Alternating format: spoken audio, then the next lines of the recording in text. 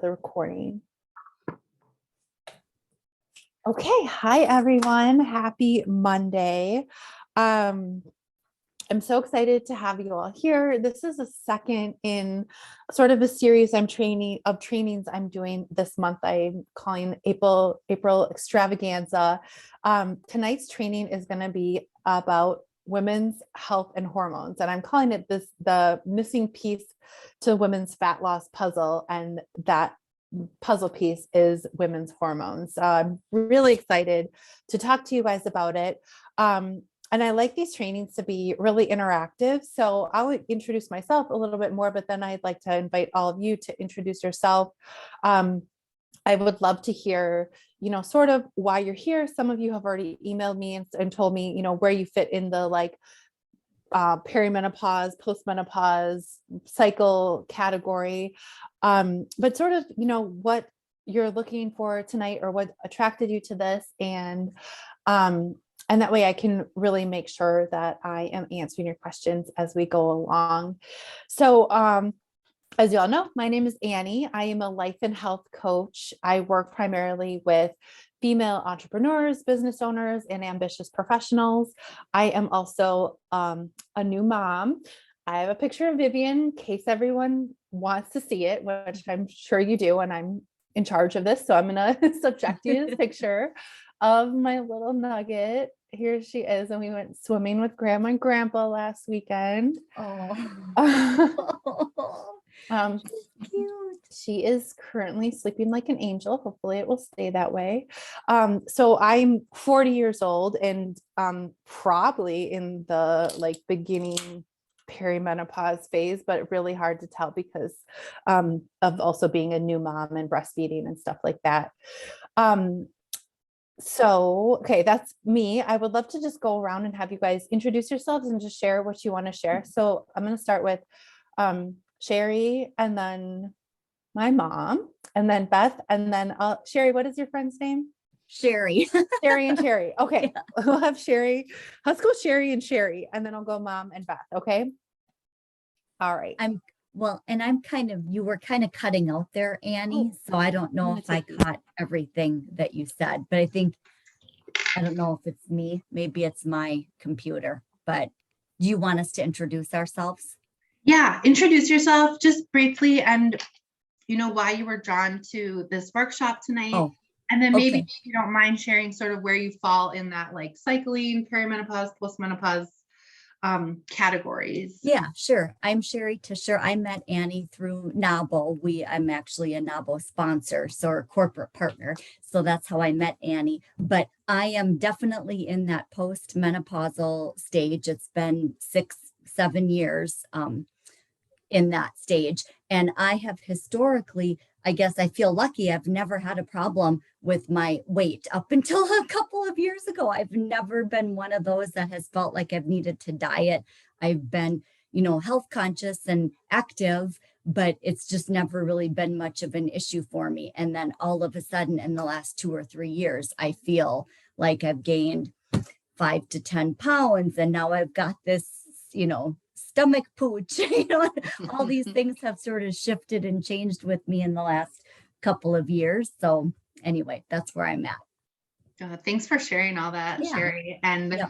Yes, I'm going to be talking exactly about what happened to you and why without even knowing your story. Is not uncommon. And I think I said in an email to you, probably half the women who responded to me, and maybe everyone on this call is actually postmenopausal. So we're in good company. Yeah. Okay. Sherry's friend Sherry, can you introduce yourself? Yeah, let me know if you can hear me because I'm on my iPhone. I'm having issues with it. So yeah, we can hear you fine. Okay, it's putting me in driver's mode. I don't know why, but yeah, I'm postmenopausal for quite a few years and always had weight problems, but even worse now. There's nothing I can do to seem to lose it, and that's with working out an hour every day. So, oh my gosh. Okay, well, I'm glad you're here. Thanks for sharing all that.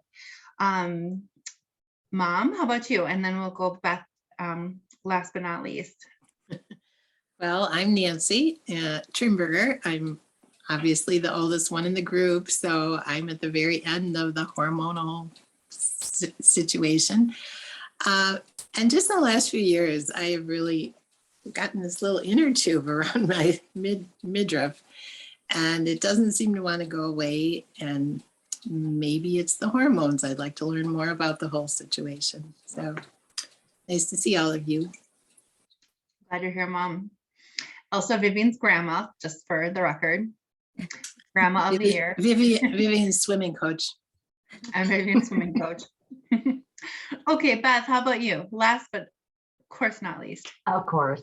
Beth Gibson Lilia, and I too am a NABO member, and that's where I was introduced to Annie. I was on one of her initial, the Learning Lab, I believe, that you had done about a year ago or maybe 6 months ago. Can't remember. Time flies when you're having fun, I guess. But anyway, I have to say ditto to what everybody else has said. I'm post-menopause as well, and particularly in the last year for myself. So it's been about 3 or 4 years, but within the last year is where I have really noticed it. And as you had indicated in your summary, it's not fair that the husbands, or my husband in particular, he has changed his diet. I'm trying to follow suit, but I tell you what, he's lost weight, and I found it. So I found his weight that he lost, and so that has not been a very fun. And then that transcends into other things like not being able to sleep and a lot of other, just like activity and things like that. So I match what everyone else is saying here this evening. Well, I'm glad to have you here. And I agree, it's not fair. And I'm going to talk about why that is tonight as well. So I'm going to share my screen and pull up my slides, and let me just give this a sec to catch up. There it is. Okay. So tonight we're going to be talking about the missing piece to the female fat loss puzzle. This is also, you could say, the health puzzle, but I find most people, come to me for fat loss or weight loss. So that's what really catches people, but really it's all parts of our health, our energy, our strength, endurance, being able to sleep well, everything like that. It's all connected to what we're going to talk about tonight. Before I launch into it, I think we kind of went over who this webinar is for. It is definitely for women over 30 and beyond that, over 40, 50, 60. If you're struggling to lose weight, frustrated, exhausted, not seeing results. Sometimes people find it's easy to lose 5 or 10 pounds by trying the latest fad diet or like a restrictive diet, or trying harder, having more willpower, and that lasts for like a little bit until it doesn't. And usually you gain that weight back plus more, and that is even more frustrating. Maybe you feel like you're doing everything right and you don't understand why you're not getting the results, or you're doing exactly what you used to do, what used to work, and it doesn't work anymore. And again, that's super frustrating, especially if it's working for your husband and it's not working for you. So we are going to, like, if that sounds like you at all, and it sounds like all of you kind of identified in one of those categories, this is going to be for you tonight. I want to share, before I launch into everything, why I'm so passionate about this subject in particular and what I do as a life and health coach. And there's 3 reasons I'm super passionate about this, and actually what I'm talking about next week and what I talked about last week. Next week, I'm talking about intentional eating and sort of my method of teaching my clients nutrition. But this in particular, I am so passionate about because I get the same questions from women day after day after day. I hear the same thing. And just like you all said, almost the same thing, I get the same questions over and over again. And I know the answers. I know why, and so it's so frustrating when they feel like they're trying to do everything right. They're trying really hard. They're not getting results. And it's not fair to work that hard and not get the results. So I really like to get this information out to as many women as possible. The other reason I am so passionate about it is because the current recommendations for fitness, for nutrition, for weight loss, world domination, whatever, is all based on research done on men. And then it's marketed to women. Up until 1994, only men were even allowed to be in clinical studies. They didn't include women because women's bodies are complicated. Our internal chemistry is changing constantly.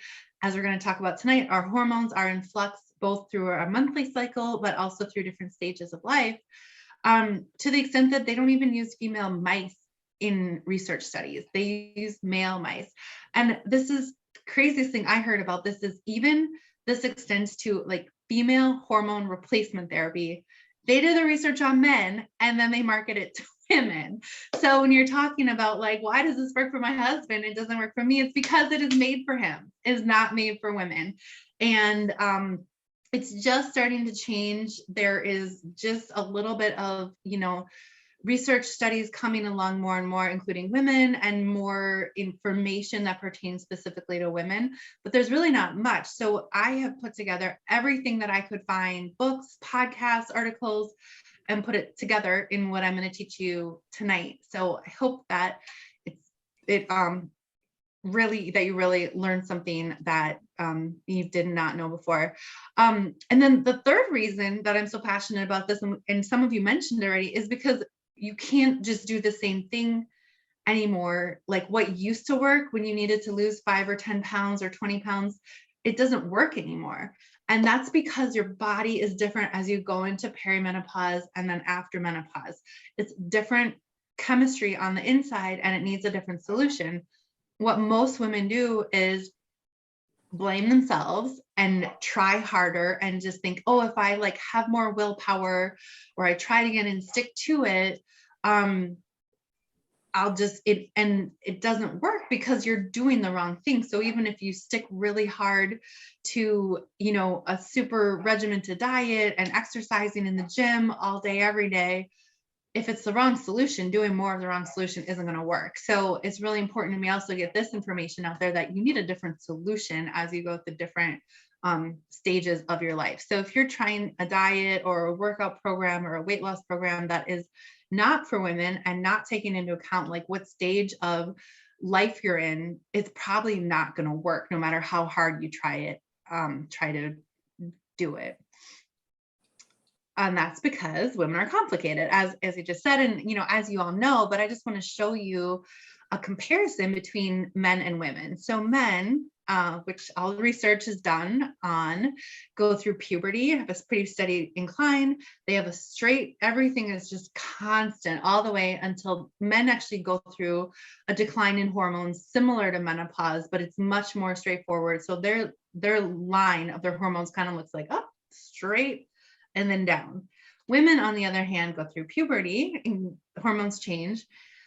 Then they go through monthly cycle. Every month, those hormones are changing almost daily. It may be a pregnancy or 2 or 3 or 5 or whatever. And then you get to perimenopause in your late 30s. Everything shifts and everything's changing for like 10 years until postmenopause. And then it changes again, finally, and then kind of settles back into where it's going to be. So women are really complicated, and that's because we are the ones who have to bear children and make sure that, the future of humanity keeps going. It also is why, that sort of shows why researchers just want to study men. They're much more simple. Does anyone have a question? I heard someone in the background. Okay. So this is why I traditional. think that was your dad. Oh, tell him hi. This is why, traditional solutions don't work for women, and they're a lot harder. And, someone said that they saw in my summary, like, oh, your husband and you decide to go on a diet and it works like clockwork for him, and you just end up being frustrated. That's why.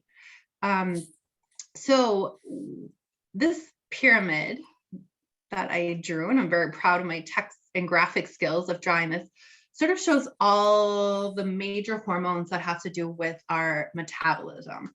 And the bottom 3 out of the 4 apply to both men and women. Most weight loss, fat loss programs talk about calories. Maybe they talk about calories and movement. So insulin and cortisol are going to be your stress and movement hormones. I talk about all of these with my clients. So when you get up to this middle of the pyramid, we're talking about stress. I'm not going to go super in depth into that tonight, but I would in the future, we'll give a whole other training about stress and stress management and how that affects our health and our weight loss. But the top of the pyramid is what we're just going to talk about tonight: estrogen and progesterone, the sex hormones that just pertain to women. So this pyramid kind of shows like the size and the importance of them.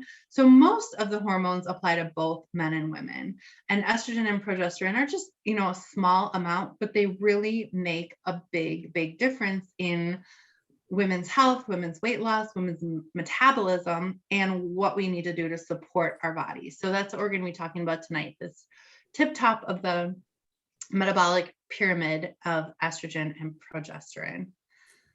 But before I go into that specifically, I just want to talk about how we got here, like knowing how our ancient ancestors evolved and how they thrived. Clearly, the ones that thrived and survived are the ones, that we got their genes. And so it's really important to know like how they lived and how they succeeded, how they succeeded and how they thrived. So number one, big difference between them then and today, it's a very different threats. The number one threat that our ancient ancestors faced was hunger and starvation. It could have been from war, it could have been from famine, it could have been from winter. But the way that translates into our modern body is when our body interprets stress, it holds on to body fat because it is evolved to think that stress equals potential hunger, potential famine. And this is much more so for women than it is for men, because we need to keep getting that regular cycle when we're young so that we can bear children. And if we're pregnant or nursing, you have to have extra body fat so that you can be able to do that. So when women are under stress, it results in the body holding on to body fat. Just simple summary, stress makes you fat. And our body does not know that in 2022, no one in the United States is starving for lack of calories. There's food everywhere, but there's also stress everywhere, right? There's a 24-hour news cycle, a pandemic, political unrest, emails night and day, your children, your parents, your boss, your clients, everything is like, Their body interprets it the exact same way. Stress is stress, and it will hold on to that as body fat. So that's a big one that really most people don't know or don't take into account in dealing with stress if they're trying to lose weight. Other things that it's important to know about, our ancient paleo women is what they ate, eating a lot of protein and starches and fiber, not eating a lot of high fat bread, obviously nothing processed. They're moving a ton. And it was just leisurely walking, sort of like hunting and gathering. So walking 12 to 20,000 steps a day, very low intensity. It wasn't power walking or mall walking. It was sort of leisurely wandering. But this type of, I call it joyful movement with my clients, but walking, leisure walking, gardening, errands, chores, stuff like that actually accounts for 15 to 20% of our metabolic output. Versus exercise, which I sort of relate to. The other activity that they had was small punctuated sprints and hard work. Think like hunting and then carrying home a heavy animal, or, fighting off an enemy tribe or something like that. That type of hard work, heavy lifting only accounts for 5% of our metabolic output. So lots and lots of walking, which also help bring the stress down. And not really that much exercise. Definitely no steady state, elliptical kind of jogging, like slogging through exercise. Just walking and picking up heavy things, and not only that.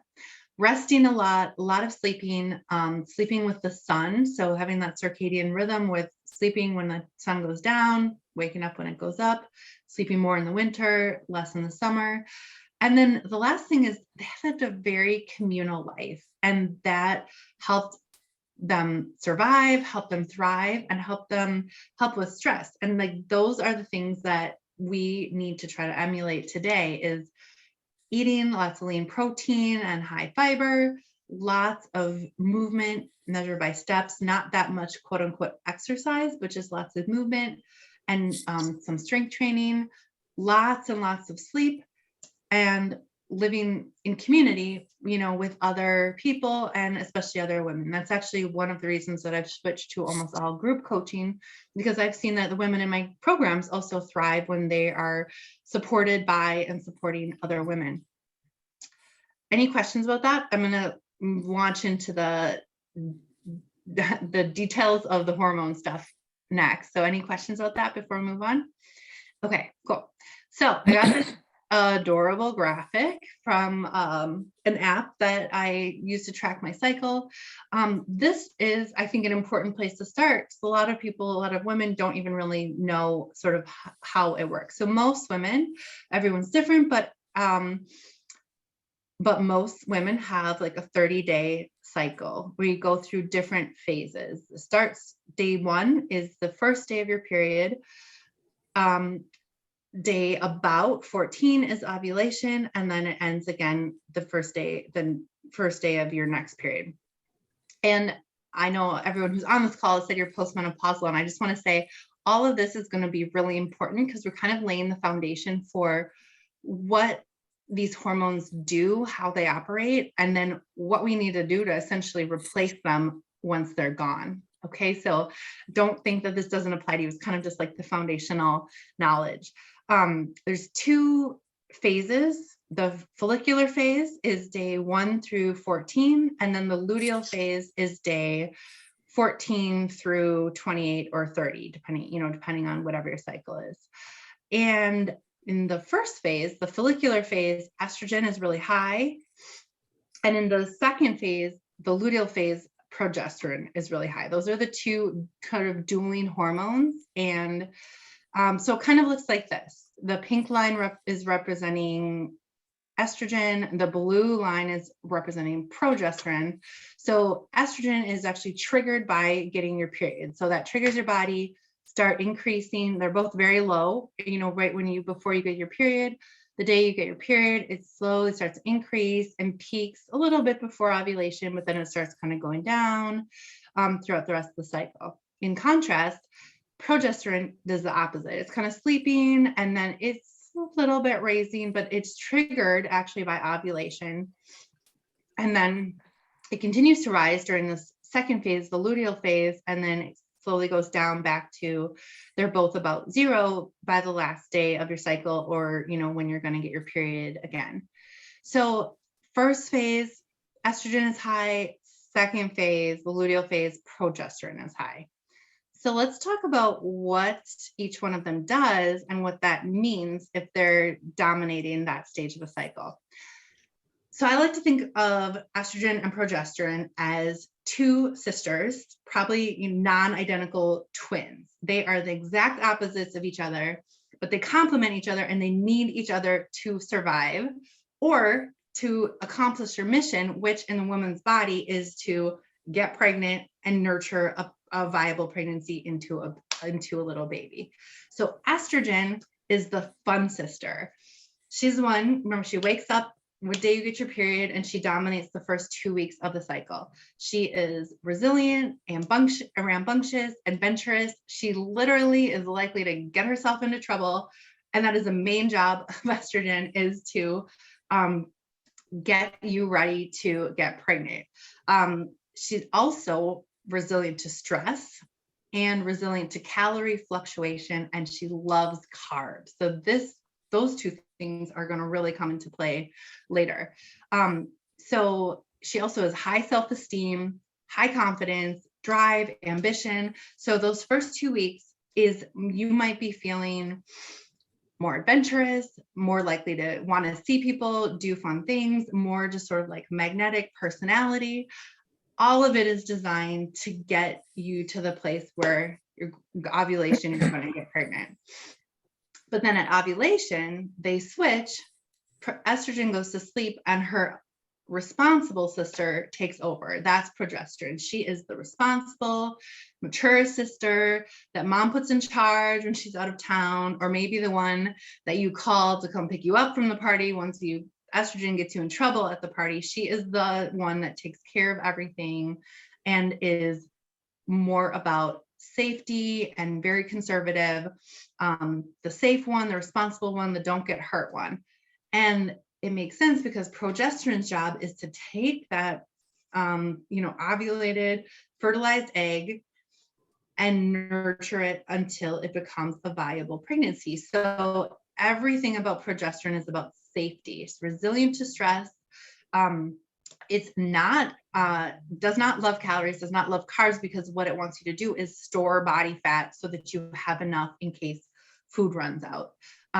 You're going to feel more like nesting, kind of like cozy and quiet. You're not going to really want to be around a ton of people. Not real ambitious. It's just like a nesting type of hormone. So everything about it is designed to protect this potential pregnancy and store calories, be safe, do everything that's very protective. Okay, any questions about that before I move on? Okay, so what does this mean? So now that we know, okay, so there's these 2 phases of a cycle, so every 30 days. And I also want to say, before I go too much further, if you're not getting your cycle for any reason, because you're postmenopausal, or maybe you're, too lean, or you're on some sort of birth control that prevents that, you can also track this and do very similar things to what I'm going to say by going with the cycles of the moon. They actually align perfectly. And before we were all influenced by so much artificial lighting and, sort of got away from nature, women all cycled together.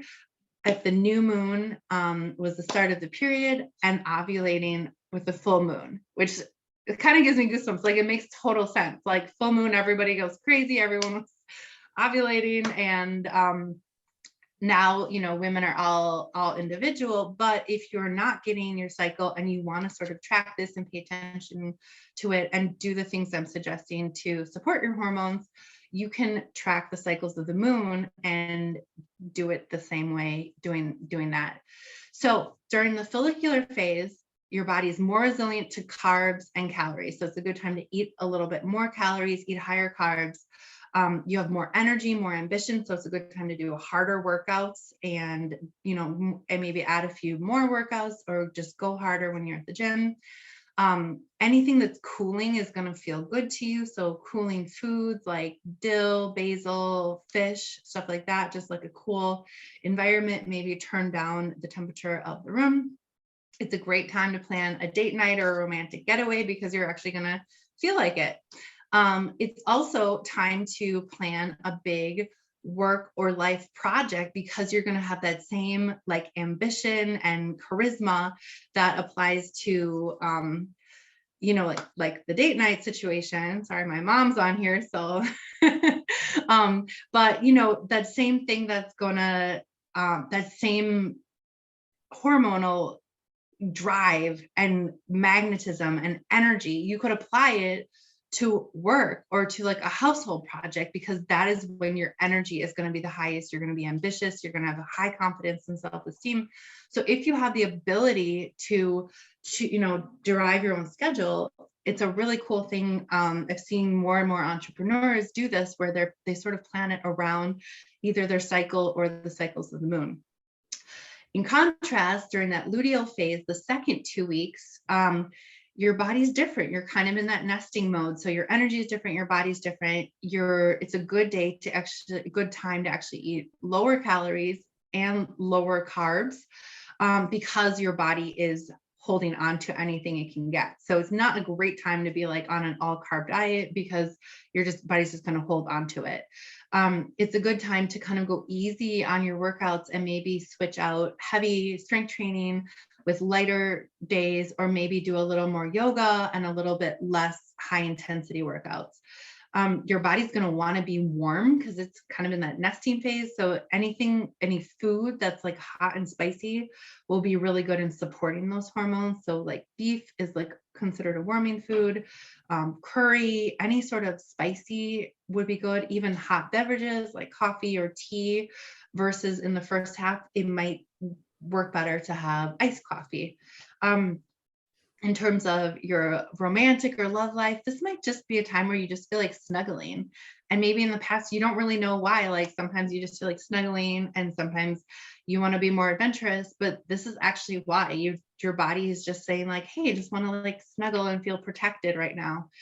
And then in terms of work and life situations where those first 2 weeks, and particularly around ovulation, is when it's a great time to plan those big, ambitious, outward facing projects, maybe connecting with other people. The second 2 weeks is really when it's a good time to turn inward and do planning, more either relaxing, like take some time off, or do some more reflection and planning and organizing type of stuff that goes along with that nesting mode. Okay, any questions about that before I move on? No? Okay. Did you guys know that about estrogen and progesterone and the different roles they play? I did not know that. So when I learned that, I just thought it was very interesting and very cool. Okay, so next stage we're going to talk about is perimenopause and what is happening with that. So this can start, of course, it's different for everyone. It starts anywhere from the late 30s to late 50s and usually lasts for about 10 years. What happens is that the follicles that hold the egg in our body are getting less viable, i.e. they're not maturing, or there's just fewer of them. And so because of that, there's sometimes no ovulation. And remember that ovulation is what triggers progesterone to rise. So when there's no ovulation, the progesterone isn't rising, it's just staying down. So what that means is progesterone is down and just staying down, and that crazy volatile fun sister estrogen is just going up and down all by herself with no responsible mature sister to keep her in check. She's like on the teeter-totter by herself, just like jumping around. And so what that means is we have cravings, because remember, estrogen loves carbs. There's weight gain, there's problems sleeping, there's lots of mood swings. All of that is because estrogen's going nuts and there's no progesterone to keep her in check like she's always done. So what to do about it is the question. And this is where I was saying a lot of time, and it makes sense, most women, if they don't know what's going on, they just think the problem is me. I'm going to work harder. I'm going to have more willpower. I'm going to cut more calories. I'm just going to like double down and do this. And I'm going to exercise more. I'm going to go to the gym every day for an hour and I'm going to like go nuts. I have a lot of clients who are my age who are like, I'm going to Orange Theory twice a day and I'm doing F45 and Peloton and all this crazy stuff. And actually the opposite of what you need at this stage is to step in as the mother of these twins and replace the moderating effect of progesterone. You need to deal with newfound stressors in the body, because remember that progesterone is very resilient to stress.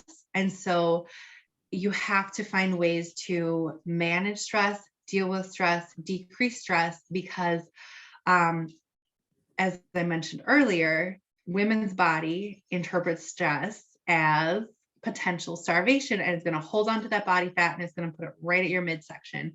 And in fact, studies show that young women who are under a lot of stress and older women who've gone through menopause both gain weight in that midsection, and it's because of the hormonal reason. So the only way to really deal with that midsection fat is dealing with the stress and supporting your hormones and sort of replacing that moderating effect that progesterone plays. And so what this means is, as you get into your late 30s and 40s and 50s and 60s, you have the best excuse ever to focus on rest and relaxation and take self-care to the extreme. It is actually really, really important.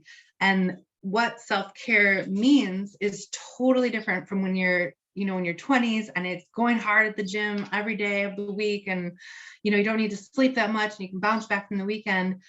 Once you hit perimenopause and beyond, so perimenopause and postmenopause, it is really important that you take self-care to the extreme. It means lots and lots of walking.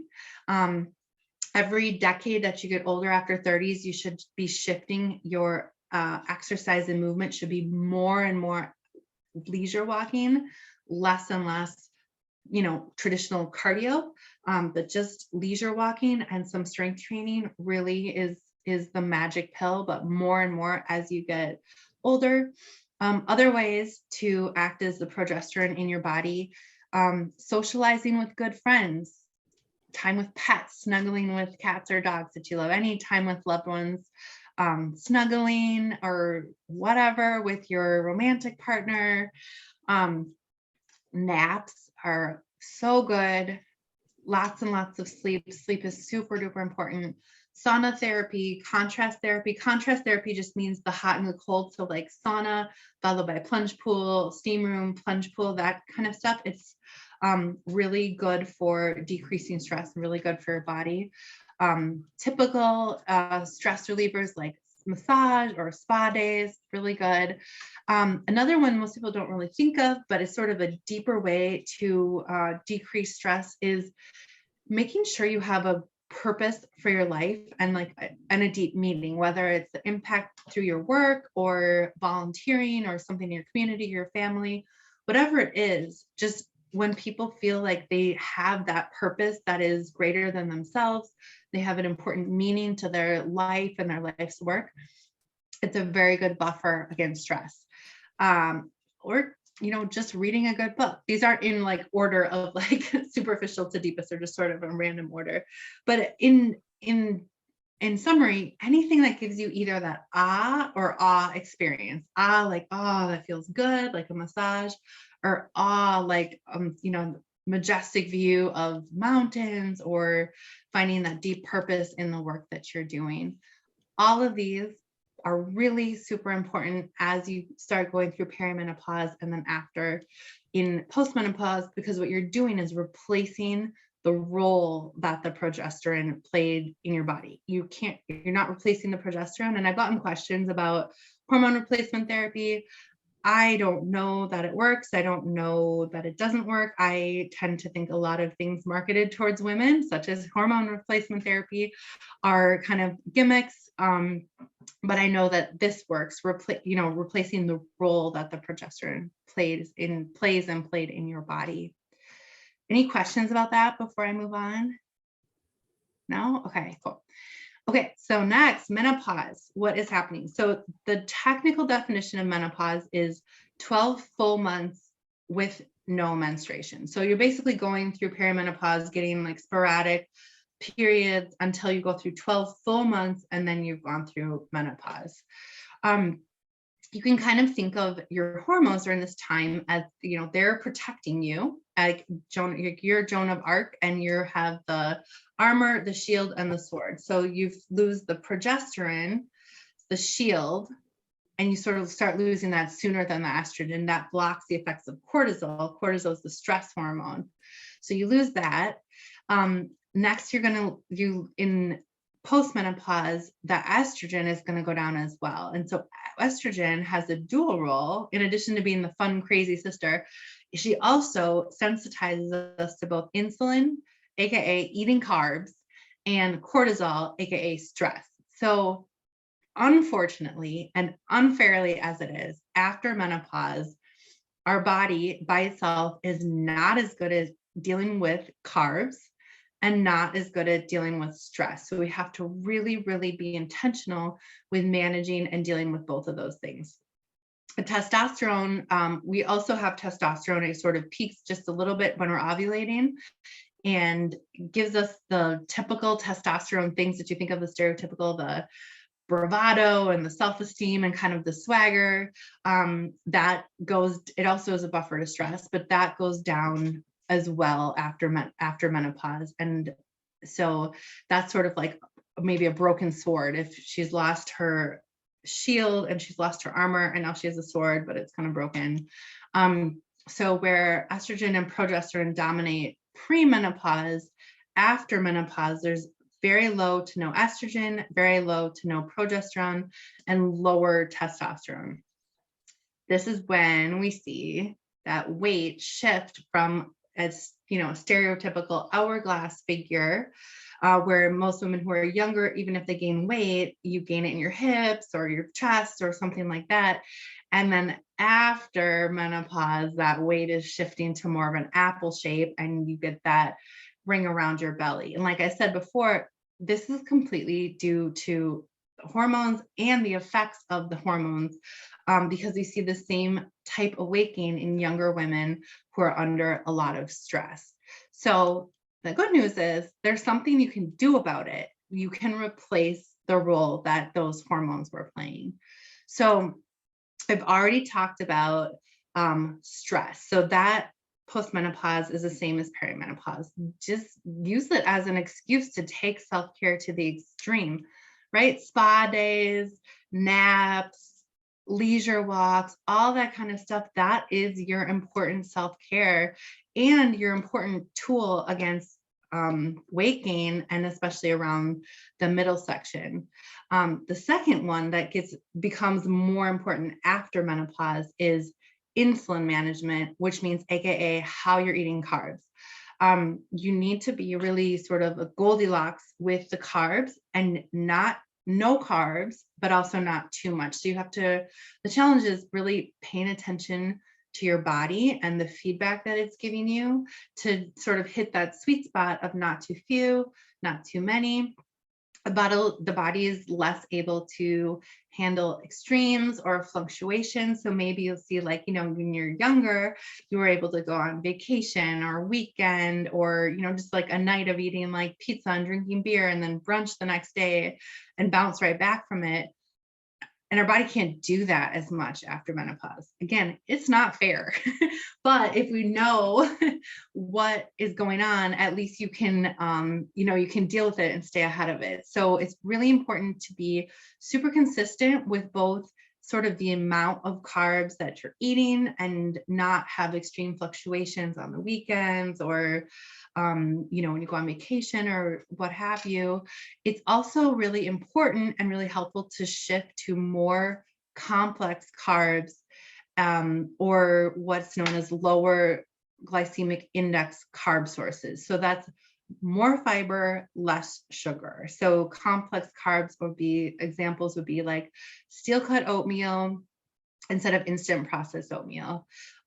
Shifting away from anything that starts with the word white bread, white rice, white pasta, whatever, and having more complex carbs or whole grains like whole grain rice, sweet potatoes, steel cut oats, lots and lots of veggies and fruit, which are great sources of carbs, stuff like that. Having that consistent source of complex carbs rather than the high sugar, high processed food is going to really help your body to respond and to avoid putting that weight around the middle. Another thing that's really important post-menopause is protein. Some of you who have been on my trainings or worked with me before, or if you're my mom, you know I talk about protein all the time. And most people don't know that postmenopausal women actually need the most protein of any demographic group after adolescent boys. Most women I work with come to me eating very, very little protein and making just that shift of more protein and eating it throughout the day. I find that their energy skyrockets, they feel full and satisfied, and they start building muscle, which helps them lose weight. And then the weight comes off a lot more naturally because almost the magical properties of protein. It makes our bodies stay full, feel satisfied, build muscle.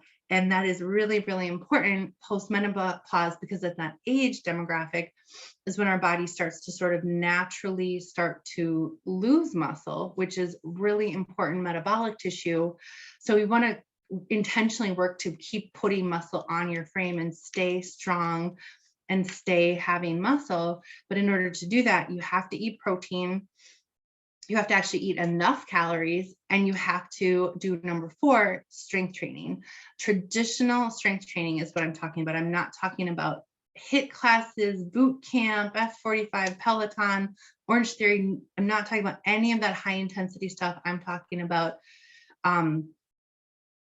squatting, deadlifting, push-ups, bench press, that kind of traditional strength training. It does not have to be in the gym with all the bodybuilders under a squat rack. It could be using machines at the gym. It could be using your own body weight. It could be using resistance bands and dumbbells at home.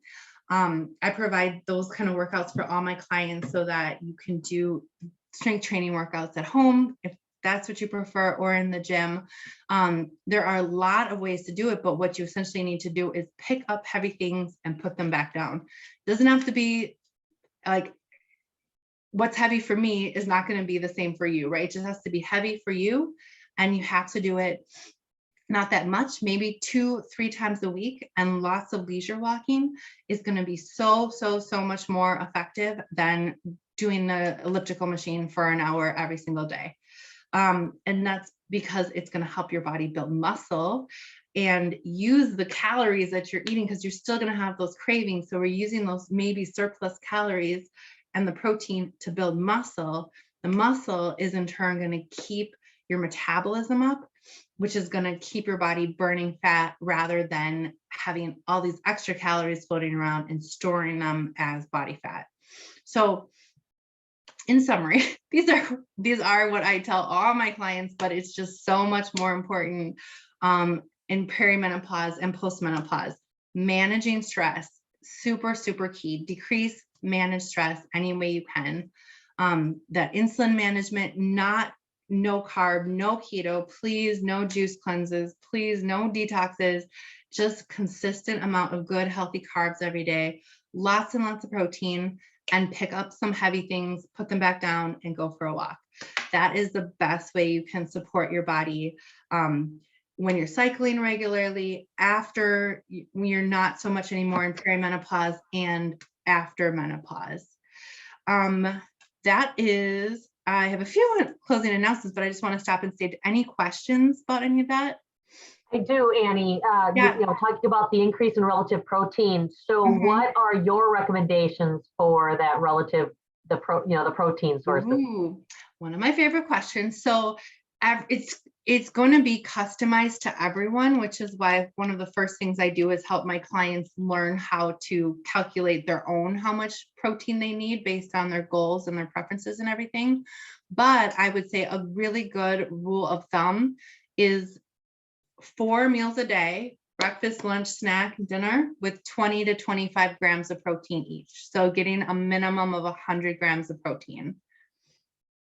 That's probably more than most women are eating. And just making that shift, you're going to see your energy skyrocket, mental clarity increase, cravings go away, and start building muscle, even if you're not working out hard and losing weight. So long answer short, I'd say 100 grams of protein, or 4 meals of 20 to 25 grams of protein. That was a great question. Thanks. Yeah, thanks. That's kind of what I was thinking at. Sorry, my lights are going funky here. That's why I got the orange color. I don't know what's going on with my lights. No worries. No worries. So do you have your favorite proteins? What are your favorite proteins that you like to eat? Yes. So I like to boost all my meals and have like 2 sources of protein. So I love eggs, and I always add egg whites. I buy like a carton of egg whites. I don't mess around with, cracking them and doing them back and forth. So eggs plus egg whites, chicken sausage. That's usually kind of a standard lunch or breakfast for me. I really encourage all my clients to find a protein powder or protein shake that they like. As much as you can eat whole food is always better than, eating protein shakes, but sometimes it's hard to get that much protein. So I like to put protein powder in oatmeal and get an extra 20 grams of protein, or in milk and shake that up and make protein cereal, or just a regular smoothie protein shake type of thing. Greek yogurt is a great source of protein. Again, I would probably put a scoop of protein powder in it and double that up. That's a great snack. Dinner, anything with meat in it. I love tacos, like shrimp and steak or shrimp and chicken, tilapia, fish. Another great source. We just recently got a Costco membership. So a rotisserie chicken has like a ton of delicious chicken, and you can get a bag salad and add chicken to it, make it into a wrap, anything like that. And then as far as like dessert or sort of late night stuff, I love to do Greek yogurt with a little bit cinnamon and chocolate chips is a great little sweet treat with a ton of protein in it as well. Okay, One thanks. other thing, you can get collagen powder and mix it into your coffee or iced coffee, or blend it into like a little frappe too. Cool. All right. Are you do you like a lot of beans as well too? Or what are your thoughts on a lot of the protein source from beans? That is another great question. So I do not really recommend to people to eat beans as a source of protein unless they are vegan or vegetarian. Beans and legumes are super healthy, but if any of you end up working with me, you know, I really try to avoid words like good food, bad food, healthy, unhealthy, because it's really just about the numbers, how much protein, how much fiber, how much carbs, how much fat. Beans are a great source of carbohydrates with a ton of fiber, and vitamins, they're not a great source of protein because they are so high in carbs. So I think of them as a carb source with a little bit of protein. Of course, if anyone's vegan or vegetarian, that math changes. But in general, things like hummus, beans, what else is sort of marketed as high protein and really not? Those are kind of the two. Protein, hummus, which is garbanzo beans, or beans themselves. I think of those mostly as carbs with a little protein boost. Nuts are another one, high in fat with a little bit of protein. So I wouldn't think of as peanut butter as like a protein source. I think of it as fat with a little bit of protein in it. Okay, great. Thanks. You are welcome. Okay, we talked about all this. Okay, just last kind of closing announcements. I just want to share about the rest of the April extravaganza. So next Monday, I'm going to be doing one more free workshop. This is on intentional eating, which is my method that I use, my signature method that I use to teach clients how to figure out a way to eat that works for them and get some really good results. It's based on science, not fad diets, based on macronutrients, protein, carbs, and fat, but also a lot of practical tips for how to build a plate, how to eat while you're traveling, while you're working, while you're on vacation. It works really, really well for my clients to get amazing results. So I'm really excited to share that, sort of my signature method and way that I teach clients about nutrition and how to think about food for getting the results that they want. And then that following Monday, I'm going to be doing a 1-week free intentional eating boot camp. So going into deeper in that for a week. And then my signature group coaching program, the Nourish Project, starts in early May, but registration is going to open for the wait list on April 28th at a discounted price. So I will be sending out information about all of these along with the replay. And that is all I have for tonight. Does anyone have any last questions before I let you go? I just heard my husband and Freddie just got home from sports. Gotta go say hi to them. Well, thank you so much. Very, very informational. And I think a lot of times I have to say, I just thought it was me. I just can't, I'm not eating right. I'm not exercising right. But having the idea of the estrogen and, the hormonal balances and things like that. So thank you. Good. Thank you. Yeah, it is not just you. It is not you. So good. Thank you so much. I'm glad that was helpful. All right, ladies, thank you so much. I'm going to sign off. Have a wonderful night. And thanks so much for joining me. Thanks, everyone. Bye. Bye-bye.